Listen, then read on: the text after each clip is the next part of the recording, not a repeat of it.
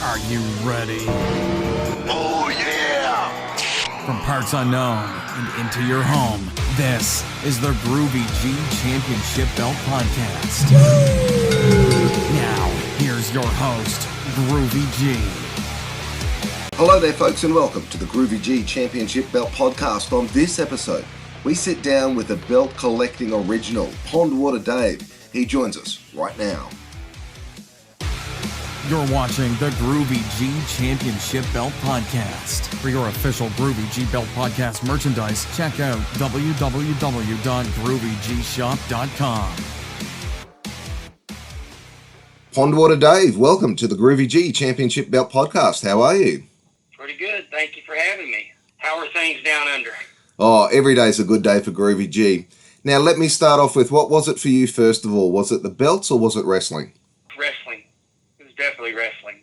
But one of the things for me that always stood out were the belts. As it progressed, I started watching as a small child. So at first it was just the wrestling. And then in 1982, my little brother was a fan. I was 16 and he was watching one night, and we grew up in Dallas, so we had world-class wrestling with the Von Erichs. He was watching one night, and I was teasing him about it. Mom told me to leave him alone. I asked him to clean my bedroom. I said, if you'll clean my bedroom, I'll take you to the wrestling matches tomorrow night, because they were promoting a big card where Kerry Von Erich was going to wrestle Ric Flair for the NWA World Title, 2 out of 3 falls. Well, he cleaned my room up spotless, and I had no intention of taking him, but I knew I couldn't get out of the house if my room wasn't clean on Sunday. So Mom told me, said, oh, you're going to take him. So I went down there and we got tickets and sat at the very top of the arena. Sold out crowd of about 18,000, and I was hooked. I was hooked from there. But then I started, and the more I got hooked, World Class wasn't a territory that had a lot of belts that they showed on TV. But as I got into it, we started reading Pro Wrestling Illustrated, and they would have an advertisement for wrestling albums from time to time, like photo albums. And there was a picture of Rick Steamboat, and he had a mustache, and he was wearing holding up the Mid-Atlantic Heavyweight Championship with just a big white belt, white nameplate with flags on the sides, but it just stood out from anything I'd ever seen. At that point, that's when I was hooked on being on the belts. And then we'd get the magazines, and I'd thumb through just hoping to get to see belts at that point. Fast forward to 2000, Figures Inc. Toy Company came out with it was 99, I guess, came out with an NWA World Heavyweight belt. And I couldn't buy it quick enough, and I got it, and man, I was throwing it over my shoulder and walking around and carrying it in the truck with me and showing it to anybody that would look at it. I was just so proud of it. WrestleMania 17 was in Houston, Texas.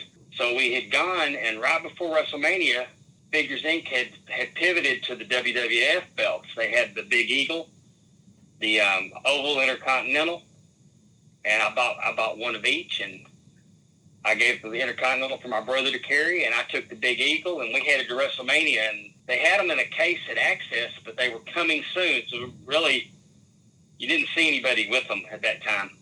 Man, we thought we were hot stuff with our belts, and I was really happy with them. But for $10, you could get a picture taken with the ring, with one of the real belts that they use in the ring.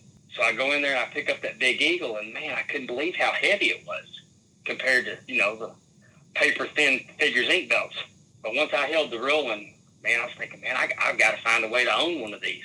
Well, I got on the internet. The internet was still fairly new at that point, and I found a Yahoo belt group, and I joined it, and I started learning things. And from the Yahoo group, there was a collector named Stephen, I'm going to butcher his last name, Boyer, but his name on the internet was Belt Stud. And he had a belt website that he did on Web TV.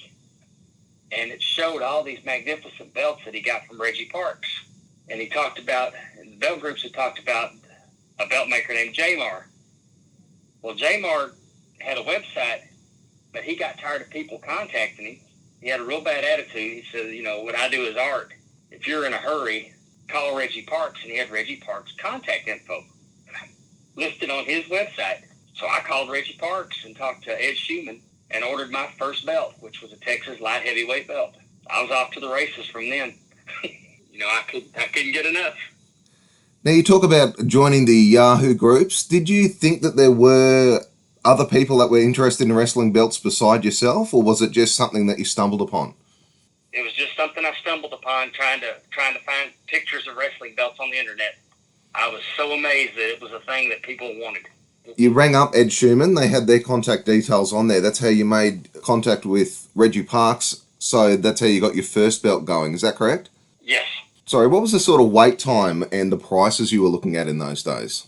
I paid right at $1,000, $950,000 for my first belt. It was a 3-plate. I probably waited 3 months for it. So we're still talking, it was a very expensive hobby even in those days. Yes, I mean, on the high end, from that point until 2005, $1,500 was about as expensive as they were. I paid $2,000 to Jamar because Jamar had an NWA World Belt. They made one for Dan Severn for the NWA anniversary, and they gave it to him. And then they had another one they were going to use as a ring-used belt, and the NWA backed out. So I bought that from Jamar.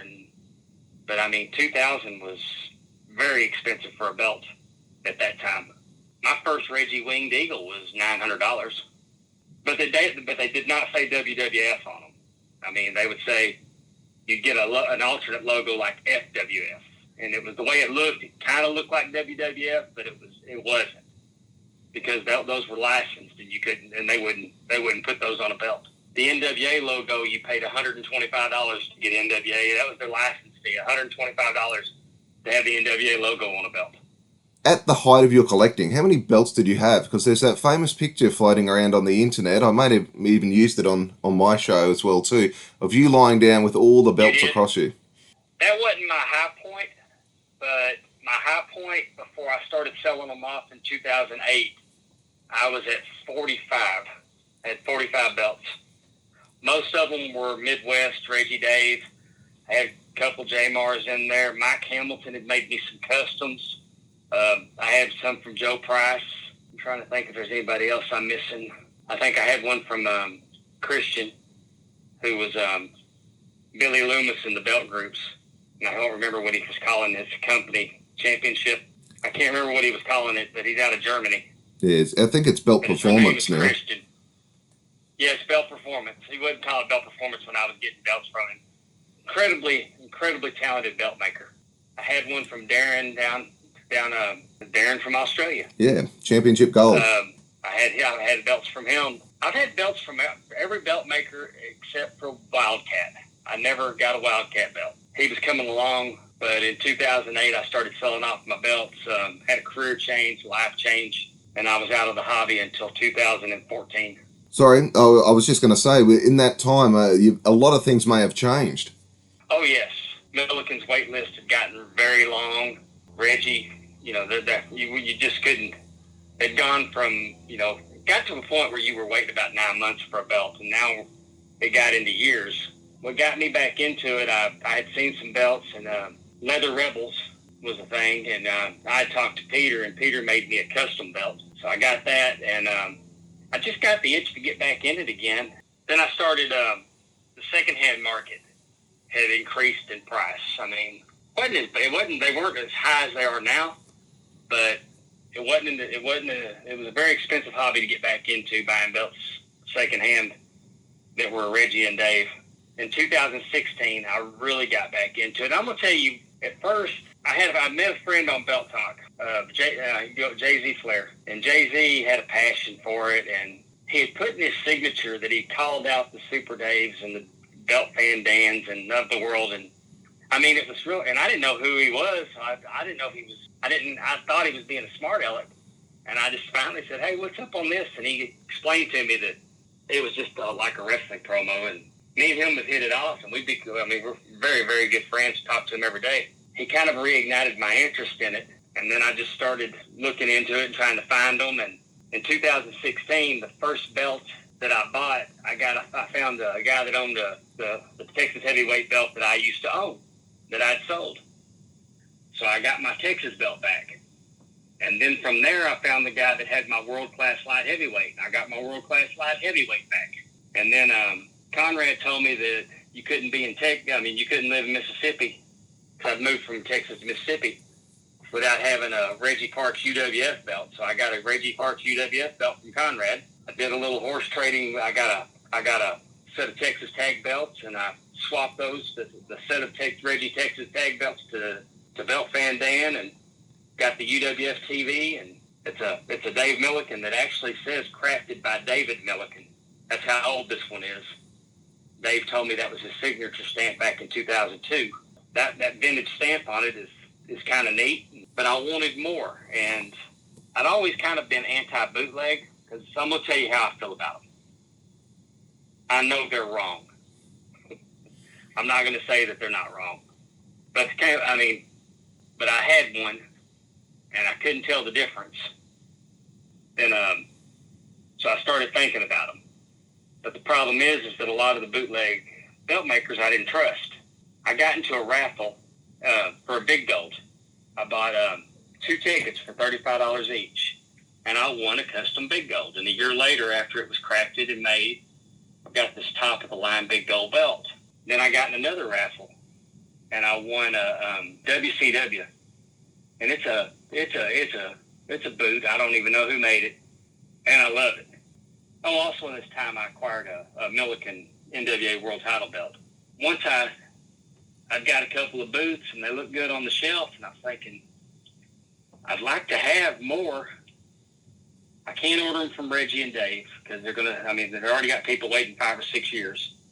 Dave wasn't even taking orders. So as I got into the belt groups and looked at them, I found a couple people I trusted, and I'd buy them secondhand from them and look at them, and then some of them were total crap, and I turn around and sell them.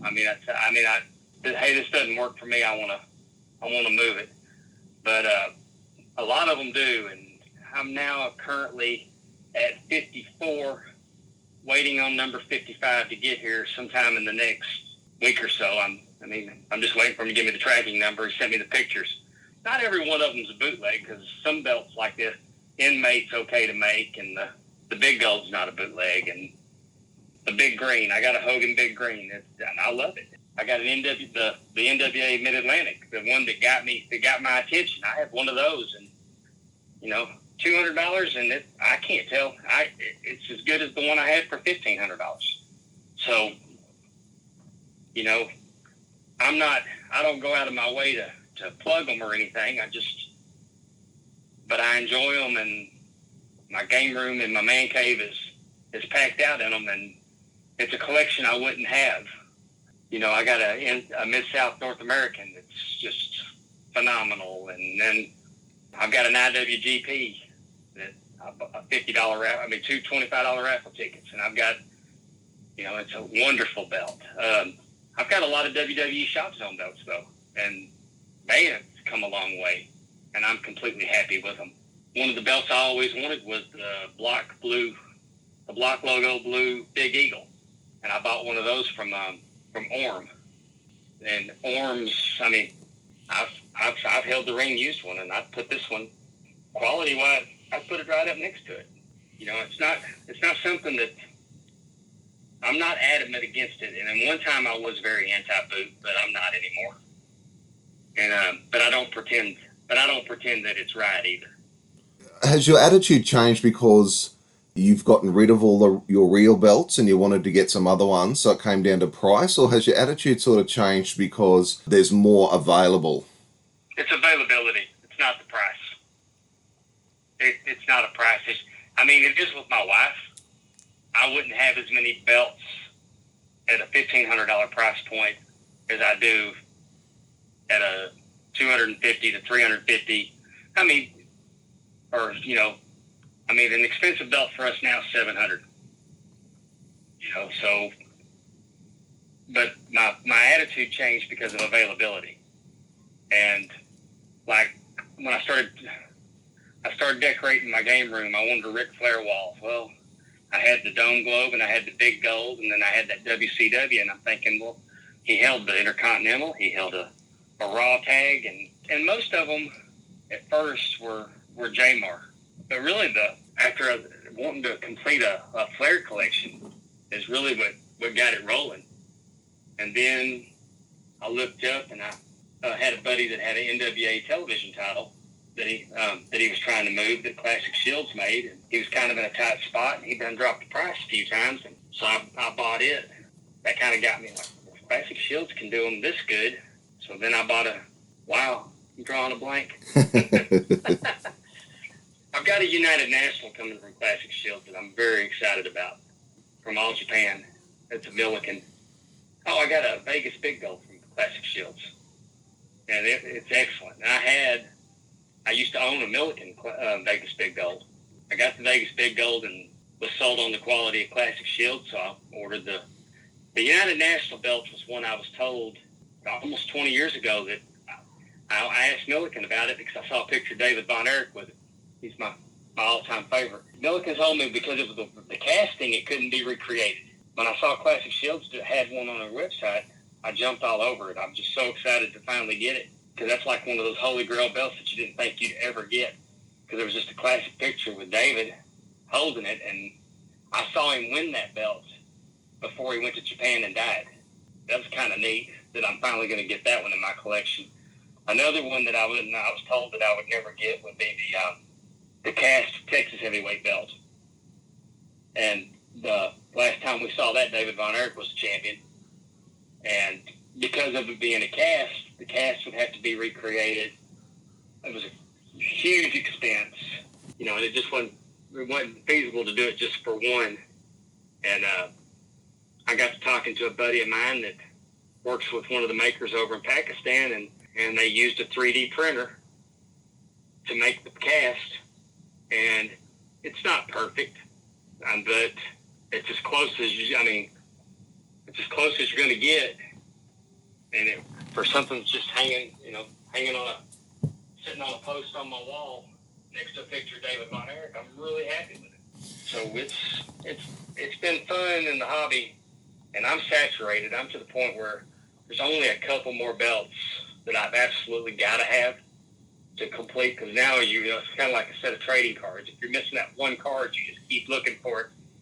I need 10 pounds of silver because I didn't do it on purpose, but I looked up and I had all the United States belts from 1978 forward, except for the 10 pounds of silver. So I kind of want one of those to complete the collection. And I need to get from WWE now, the Shop Zone belt for the women's tag.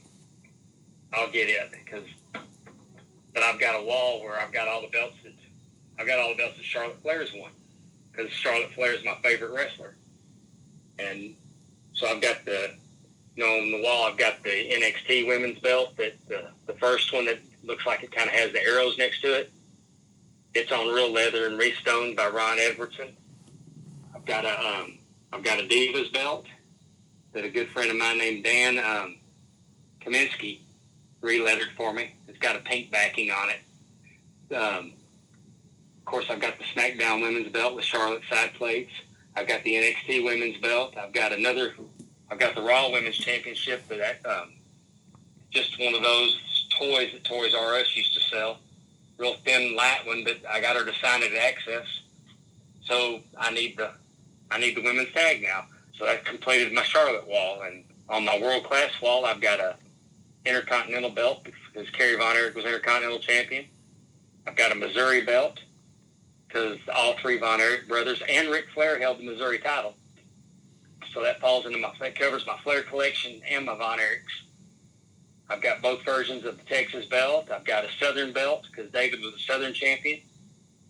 I've got both versions of the World Class belt. I don't know if I'll ever get the tag and the six-man tag again. Got that United National coming, so that does that. And then I've got my Mid-South UWF wall where I've got the TV belt, the UWF belt, the old North American, that huge, monstrous North American, Louisiana belt, and a Mississippi belt. So, all the walls in my man cave are they're pretty much filled up. I could probably I'm doing everything except them from the ceiling. I've got them stuffed everywhere.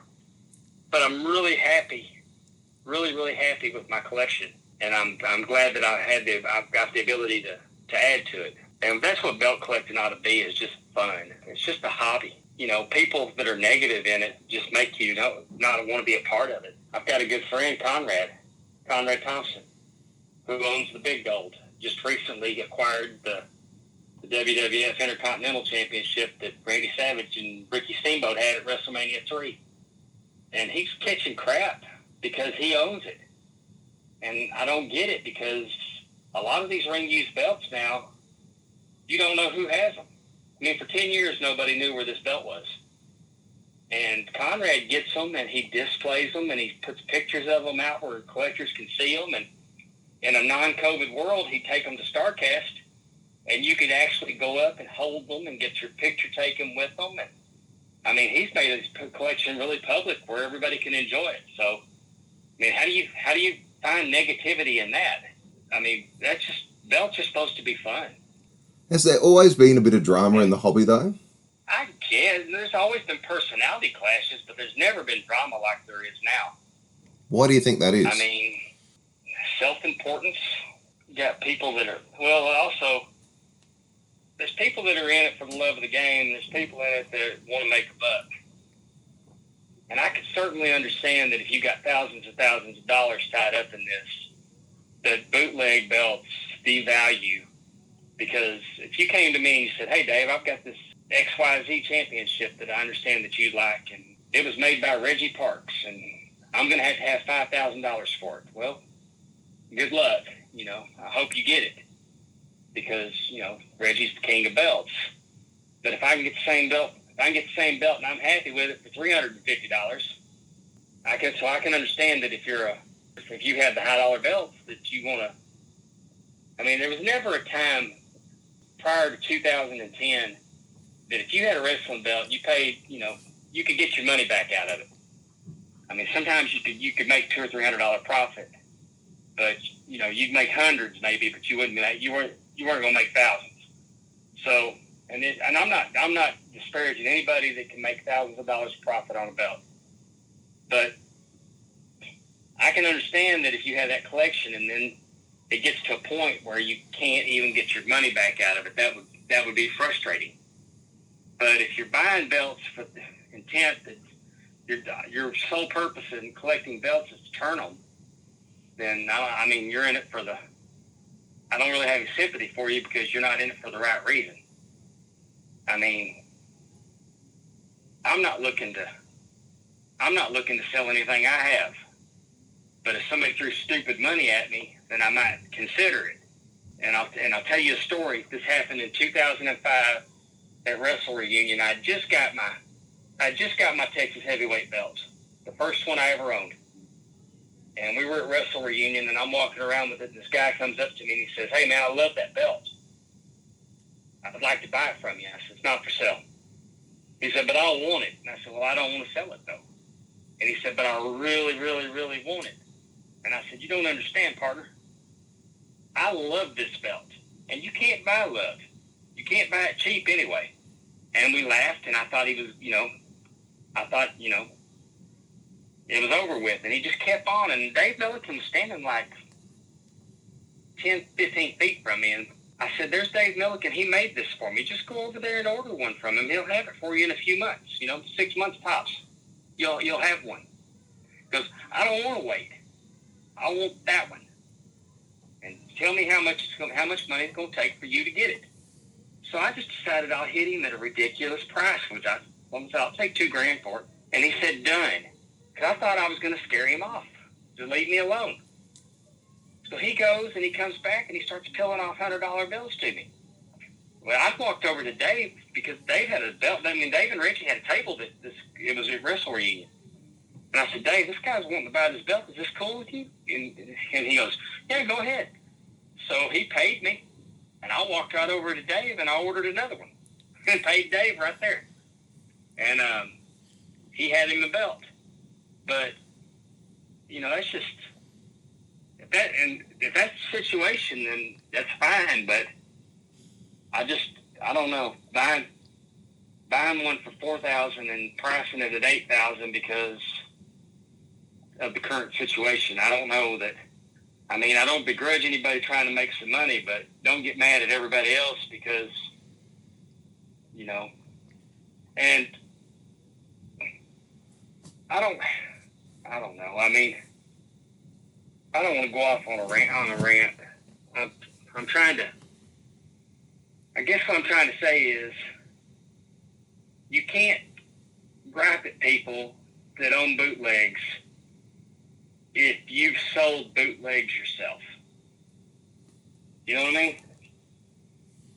And even if you don't do it anymore and you used to, in my opinion, you know, just because you saw the light or whatever, don't try to make it bad for everybody else. I'm a kind of a mind my own business guy because when you're trying to mind everybody else's business, it just makes you miserable.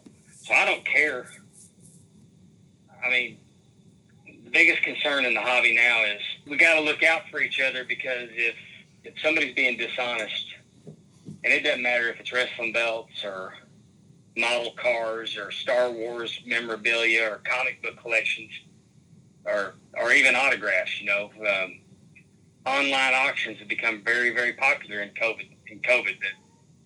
And then it kind of comes out that some of these auction sites aren't selling legitimate autographs. They're just signing them themselves, signing all these pictures themselves. You know, that's okay. I mean, we look out for each other that way, but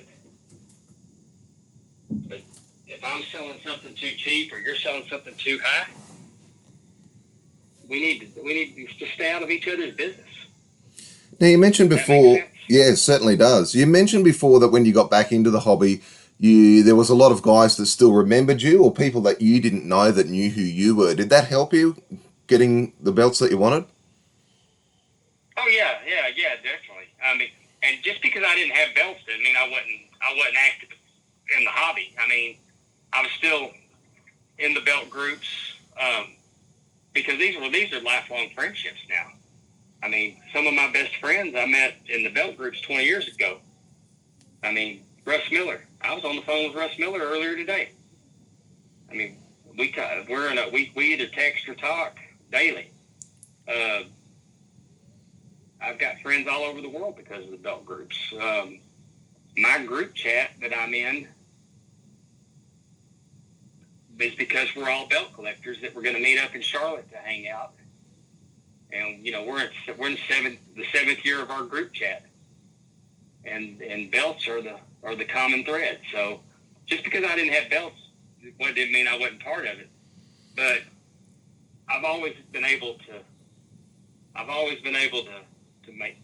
to get things because I've always had a good reputation in the hobby. I've never beat anybody out of anything, and I've always done on the deal what I said I was going to do. So that's all.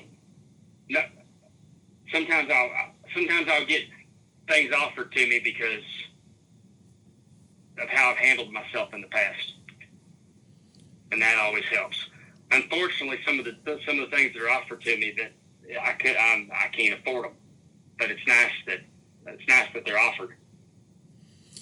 And I guess because you have so many friendships and so many connections, you'd probably be close to those makers like Dave Milliken. Now, do you have a take on the current wait time situation? I know exactly what the problem is. I'm friends with Dave Milliken. Dave Milliken is a friend of mine. He's welcome to come to my house anytime he wants to. I've been to his house a few times. We have dinner, you know, once or twice a year.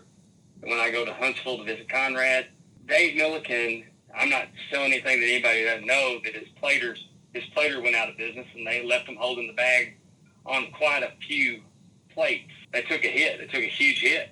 I can't defend the 6-year wait time. I can't defend his business practices.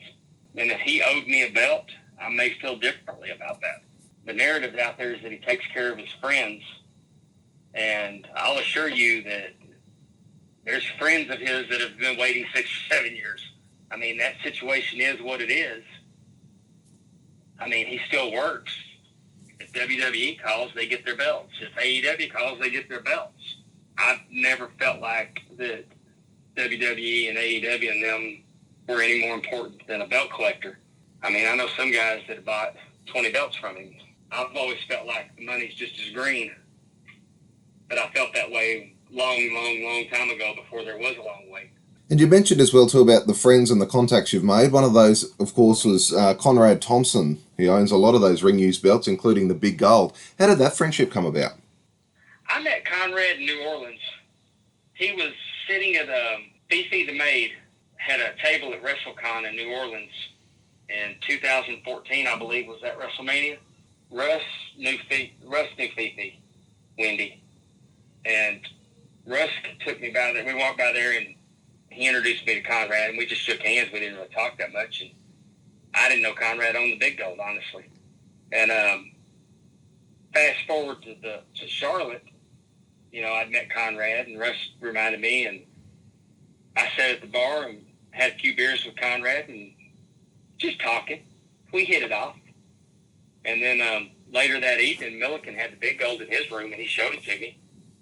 And then he put a bottle of Crown Royal and a couple of glasses of Crown on top of it like it was a serving tray, like a platter, and took a picture of it and sent it to Conrad, and we had a good laugh at that. But ever since that meeting him in Charlotte, we really hit it off, and you know, he invited me to come to the house, and we went and hung out one weekend, and the group chat started, and we've just been really good. I just hit it off with him. I mean, he's just one of the nicest, genuinely nice people that you'll ever meet. He's just a dude. He's one of us. This was before he was podcasting, and you know, he was just.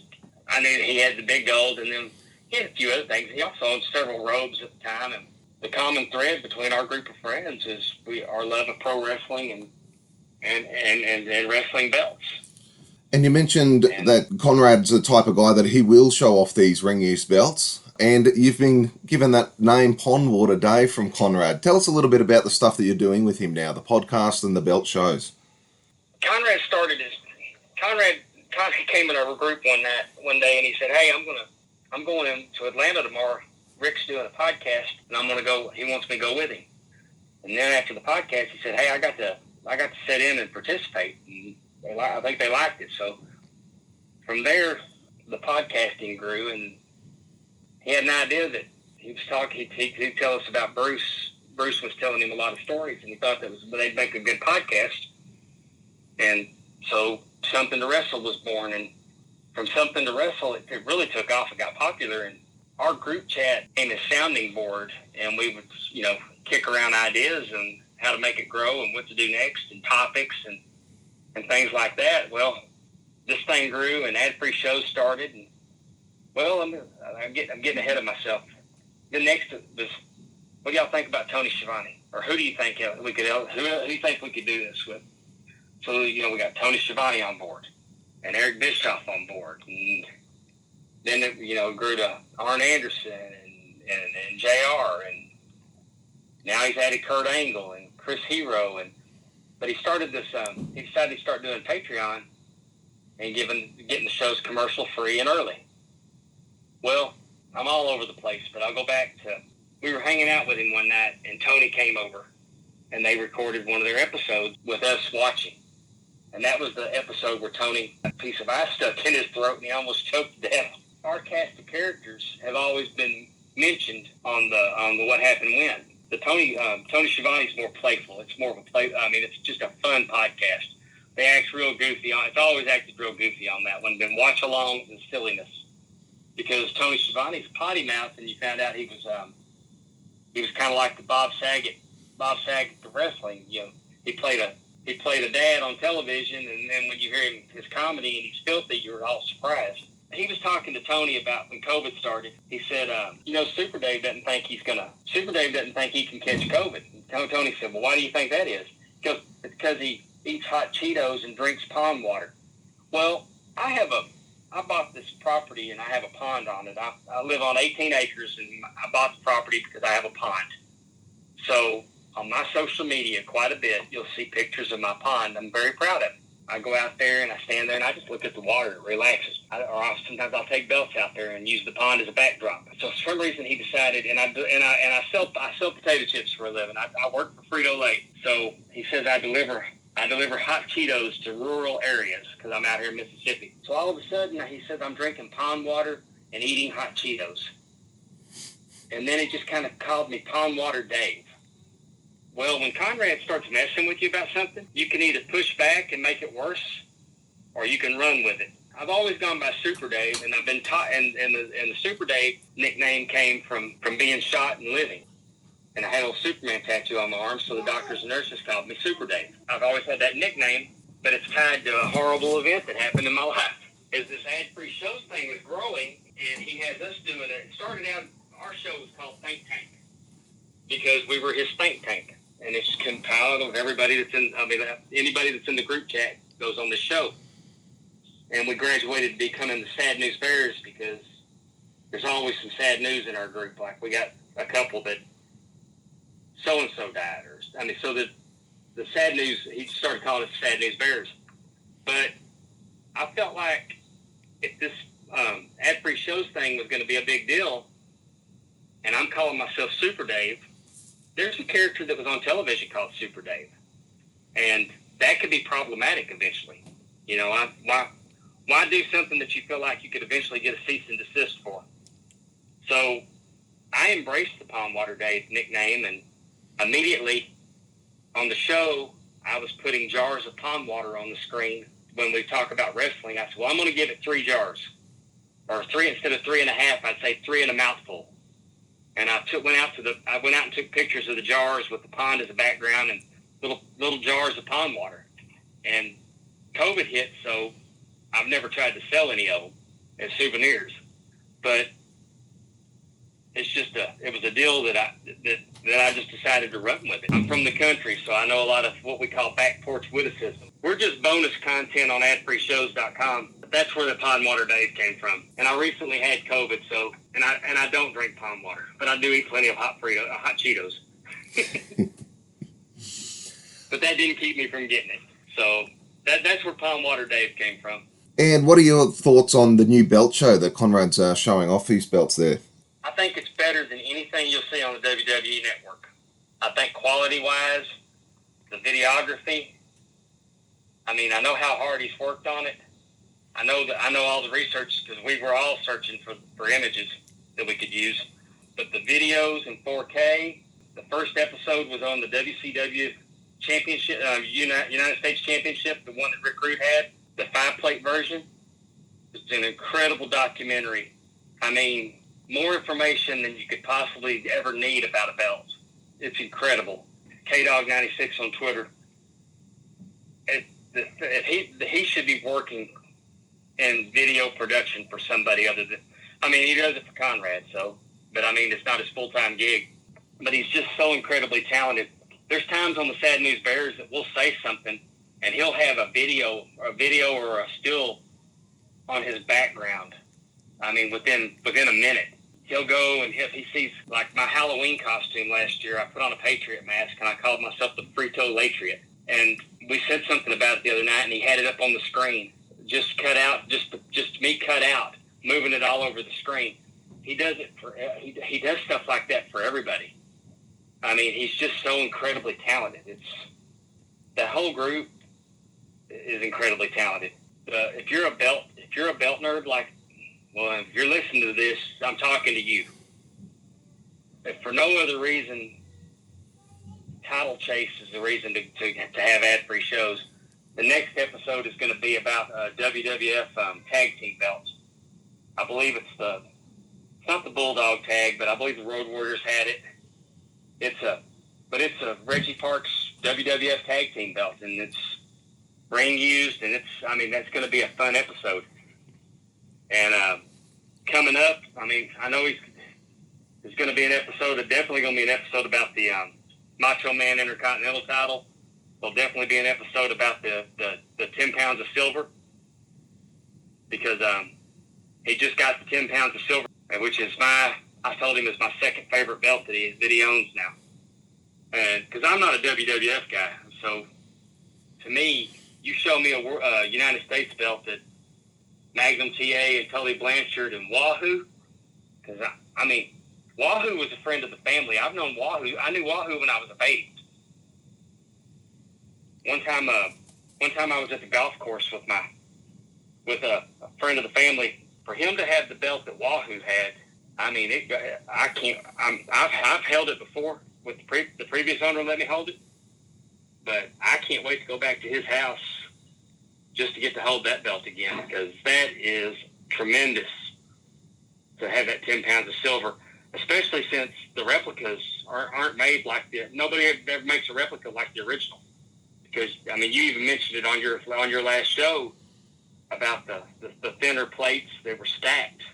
That flag on the center plate is a relief piece. It's just an incredibly simple belt. But the dome globe style belts are my favorite. If you told me I could have either the big gold or the NWA dome globe that Ric Flair had, I'd take the dome globe all day, every day. I'm excited for that episode because there's a lot in that belt to unpack, and there's more. I mean, there's more. Y'all just don't have any clue what he's got. I mean, he's got them on a shelf on his backdrop, so when you watch the videos of his podcast, you can see them. You can see some of them, but there's some of them you can't see, and I'm telling you, it's a shame they can't come out with them quicker. I mean, he'd like to do them once a month, but there's so much production in them that it's going to be a incredible series. I can see belt people wait until there's several in the archives to jump in there with a month's membership just so they can binge them. So I mean, it's just that title chase is probably the thing that we're all the most proud of, and for a belt nerd, that's essential. But then he's also doing interviews like he did Jim Herd. For years, nobody knew Jim Herd's story. I mean, Jim Herd was the villain in the Ric Flair story. Jim Herd was the villain in the WCW story. You know, everybody was quick to kick Jim Herd, but Conrad found Mr. Herd, and he still had his wits about him, and he did an interview with him and heard Jim Herd's side of the story, and some of it kind of makes sense. It was a fun listen, and coming up, he's done 5 hours with Jim Crockett Jr., and Jim Crockett Jr. was eager to talk about everything, so I'm looking forward to, I mean, he's going to have to break it down into more than one episode, so these conversations with Conrad are going to be fun too, and he's going to do more of those. Not to mention, we're at 7 podcasts. There's just so much content. I'd tell y'all to listen for the Sad News Bears, but I mean, every other week we got Mike Chioda. Mike Chioda's 35 years with WWE and got fired, but he knows so much, and he doesn't hold back on his. You know, he does a question show every other week, and man, Chioda's a breath of fresh air because he knows where the bodies are buried. He's awesome. It's community. It's a lot of fun to be a part of, and it is drama free. It really is. Well, there needs to be some positivity in the hobby, a breakaway from the drama. Pondwater Dave, thanks for joining me on the Groovy G Championship Belt Podcast. Thank you for having me. You're watching the Groovy G Championship Belt Podcast. For your official Groovy G Belt Podcast merchandise, check out www.groovyGshop.com. Now, let's take a sneak peek at what's coming your way on the next Groovy G Championship Belt Podcast. On the next episode of the Groovy G Championship Belt Podcast. On the next episode of the Groovy G Championship Belt Podcast, we take a closer look at a J-Mar-made WWE Intercontinental title belt. Until then, make sure you don't miss a thing by subscribing to this YouTube channel, and you can join in the conversation on Twitter at Groovy G Belt Show or on Facebook. Until then, take care. It's bye for now.